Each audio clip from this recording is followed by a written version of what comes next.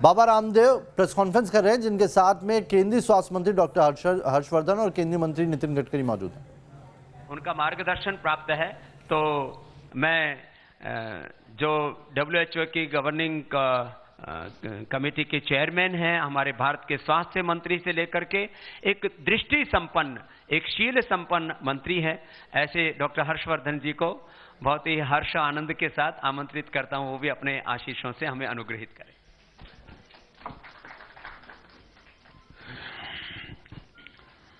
श्रद्धेय स्वामी रामदेव जी, भारत सरकार में मेरे वरिष्ठ कैबिनेट सहयोगी आदरणीय श्री नितिन गडकरी जी, आदरणीय स्वामी बालकृष्ण जी, आचार्य बालकृष्ण जी और डॉक्टर अनुराग वार्ष्णेय जी, आज के इस कार्यक्रम में उपस्थित सभी मीडिया के बंधु और भगिनी और सभी अन्य आमंत्रित संबंधित विशेषज्ञगण, आज से लगभग 27 साल पहले जब मुझे दिल्ली के स्वास्थ्य मंत्री के रूप में काम करने का मौका मिला था, तो ये लगभग जितना भी आयुर्वेद के बारे में पढ़ा है, लिखा है, समझा है, उसके कारण आयुर्वेद उसकी प्रतिष्ठा को सारे संसार में मॉडर्न साइंटिफिक तरीके से पुनर्स्थापित करने का एक स्वप्न, ये हमेशा मन में रहा है। और उसका कारण यह है कि हम सब जानते हैं कि आयुर्वेद का सारा ज्ञान ये बहुत कुछ अथर्ववेद के अंदर समाहित है। चरक संहिता में, सुश्रुत संहिता में जो ज्ञान था, उसको ये सब जानकारियां जो अंतर्राष्ट्रीय रिकॉग्नाइज्ड डेटाज हैं या लिटरेचर है, उसमें सब विद्यमान है। 6ठी शताब्दी में इसको चाइनीज भाषा में ट्रांसलेट किया गया। 9वीं शताब्दी के अंदर इसको पर्शियन और अरेबिक भाषा में ट्रांसलेट किया गया। 12वीं शताब्दी से लेकर 17वीं शताब्दी के बीच में इसको यूरोपियन भाषाओं में ट्रांसलेट किया गया। भारत का निश्चित रूप से ये दुर्भाग्य रहा कि ब्रिटिश रूल में जो हमारा अपना traditional Indian system of medicine था, जिसको सारे दुनिया के अंदर बड़े पैमाने पर रिकॉग्निशन होना चाहिए था और जिसका भारत में प्रचार और प्रसार होना चाहिए था, उसको उस प्रकार का प्रोत्साहन नहीं दिया गया और उसको उस प्रकार का प्रोत्साहन देने के लिए भारत को स्वतंत्रता प्राप्ति का इंतजार करना पड़ा। और ये सब बातों का क्योंकि बहुत गहराई से अध्ययन किया था, इसलिए मैंने दिल्ली में स्वास्थ्य मंत्री के रूप में एक सेंटर एस्टैब्लिश किया था। उसका नाम था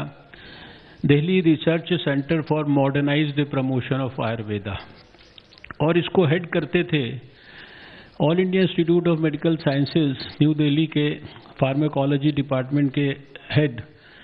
प्रोफेसर JN शर्मा। और जिस प्रकार के विषयों की आज यहाँ चर्चा हो रही है और जिसके बारे में पतंजलि रिसर्च संस्थान ने काम किया है, वो सारा काम और आयुर्वेद से जुड़ी हुई सारी जिस भी प्रकार की जानकारी सारे देश में जिस भी माध्यम से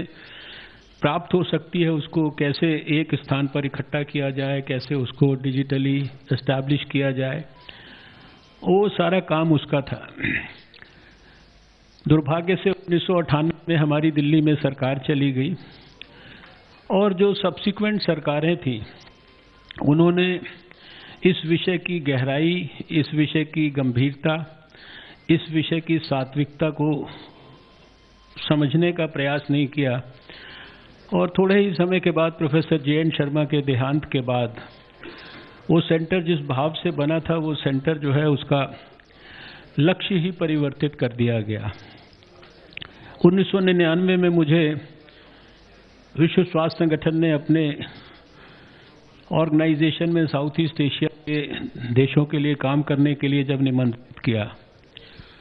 तो मैं सिर्फ कुछ तथ्य आपके सामने ज़रूर रखना चाहता हूं। सन 2000 में 1, 2 और 3 नवंबर को विश्व स्वास्थ्य संगठन के सबसे प्रतिष्ठित सेंटर जो कोबे जापान में है, उस स्थान पर एक 3 दिन की मीटिंग हुई जिसका सब्जेक्ट था health and welfare systems development for the 21st century. और इस मीटिंग में दुनिया से 125 लोगों को बुलाया गया था, भारत से भी 2 लोगों को बुलाया गया था। उन्होंने कैसे सिलेक्शन किया था वो उनका अपना क्राइटेरिया था, लेकिन जिसके बारे में भी उनको लगता था कि उसने शायद स्वास्थ्य के क्षेत्र में कुछ किया है, तो उसको उन्होंने ऐसे करके चूज किया था। और उस 3 दिन की मीटिंग में बहुत सारे डिस्कशंस हुए और इससे भी ज़्यादा मोटी एक किताब वहाँ पर रिलीज़ की गई थी और वो कोबे रिकमेंडेशंस के नाम से जानी जाती है। और उसमें 21वीं शताब्दी के अंदर भारत या दुनिया के अंदर जो health and welfare systems development है, इसके संदर्भ में जो बातें की गई, उसमें से 2 महत्वपूर्ण बातों का आज के परिप्रेक्ष्य में यहाँ उल्लेख करना चाहता हूँ। एक का तो सीधे सीधे, अब तो मैं कहूँगा दोनों का ही सीधे सीधे बाबा रामदेव जी से संदर्भ में रेलेवेंस है। उस समय 2000 में उस मीटिंग के रिकमेंडेशंस में कहा गया कि अगर आने वाले 21वीं शताब्दी में भारत को या दुनिया को हेल्थ फॉर ऑल इस गोल को अचीव करना है, तो भारत के एक तो पतंजलि योग के माध्यम से दुनिया में सबसे ज़्यादा स्वास्थ्यवर्धक ऊर्जा ये प्रतिपादित होगी, ये उसकी एक रिकमेंडेशंस थी। और दूसरी उसकी रिकमेंडेशन ये थी, मतलब बहुत सारी रिकमेंडेशंस, लेकिन जो रेलेवेंट थी कि भारत के या भारत समान देशों की जो ट्रेडिशनल सिस्टम्स ऑफ मेडिसिन है, जिनका फोकस प्रिवेंटिव हेल्थ पर, प्रमोटिव हेल्थ पर, पॉजिटिव हेल्थ पर है, इनको 21वीं शताब्दी में सारी दुनिया में बहुत महत्वपूर्ण रोल प्ले करना पड़ेगा। ये उस रिकमेंडेशंस का अंग था। ये जो कोबे की रिसर्च सेंटर है WHO का, आपकी जानकारी के लिए, ये वो स्थान है जो WHO के लिए भी जो है पॉलिसीज़ को बनाने में ब्रेनस्टॉर्मिंग करता है और वो पॉलिसीज़ को WHO आगे अपने मेंबर स्टेट्स को देता है। आज जो आयुर्वेद है, इसके संदर्भ में विश्व स्वास्थ्य संगठन में भी सब प्रकार की मान्यता है, इसको सब प्रकार का रिकॉग्निशन है। और अगर मैं दुनिया के देशों की गिनती करना शुरू करूं, तो प्रमुख देश जो मुझे कम से कम ध्यान में आते हैं, Australia, New Zealand, Colombia, Cuba, Mauritius, इसी तरीके से हमारे पड़ोस में जो देश हैं, बांग्लादेश है, नेपाल है, श्रीलंका है, चाइना है, ऐसे बहुत सारे जो दुनिया के अंदर देश, हंगरी है, इन्होंने तो जो आयुर्वेद है, भारत का ये ट्रेडिशनल सिस्टम है, इसको अपने रेगुलर सिस्टम ऑफ मेडिसिन के रूप में इसको स्थापित किया है, इसको उन्होंने रिकॉग्निशन दिया है। आज भारत का कोई भी आयुर्वेदिक डिग्री लिया हुआ डॉक्टर, वो न्यूजीलैंड में जाके थोड़ा सा इम्तहान देने के बाद वहाँ पर वो आयुर्वेद की प्रैक्टिस कर सकता है।